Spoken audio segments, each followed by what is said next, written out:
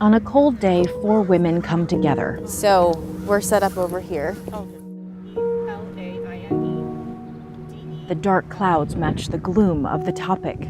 There's an instant understanding when you meet someone who's experienced a pregnancy loss or an infant loss. It's a topic that can bond strangers. It's almost like you've known each other longer than you have.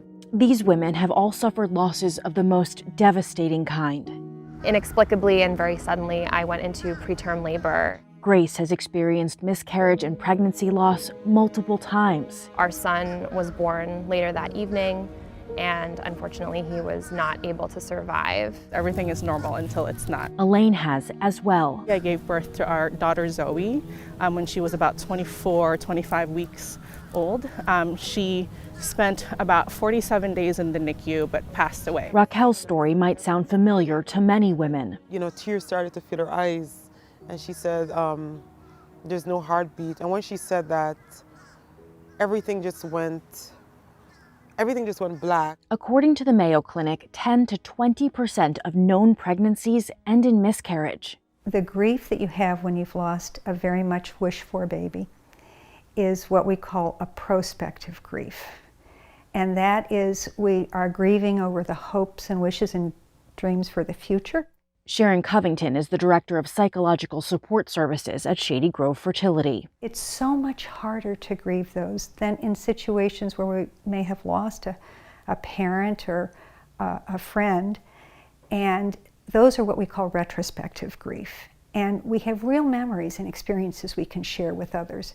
But when you lose a wished-for baby, no matter how early in pregnancy it is very hard to grieve in the way society has kind of set up for us to do. I know this because I've been there. In the midst of the pandemic, my husband and I lost our baby as we were nearing the end of our first trimester. The pain was crushing. Some days it felt hard to even breathe. What happens next is what we want to talk about tonight.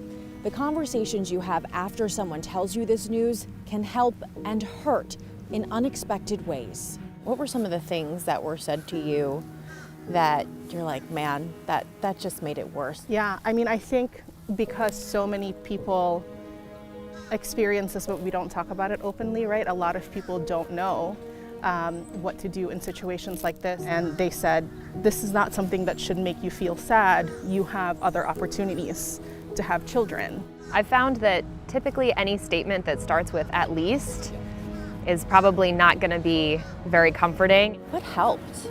What helped you? You know, they said that, you know, it's not my fault because I was blaming myself. Our friends and family would offer something rather than asking us what we needed. And that was really helpful because we didn't have to think of something or think of a way that someone could be helpful to us. Allow people to grieve as well, however they want. I think that is so important. For anyone going through this, grieve how you want. That grieving process can take time. It's never really over. So these women hope talking about their process here can help others when they join the club no one wants to be in. And so hopefully by telling our story more publicly, we can reach people like that who may not have the support network personally, but who can see us on camera and say, that story sounds like mine, or even if the circumstances are different, the loss of a child is devastating, and hopefully this will help people feel less alone. Laura Geller, WUSA 9.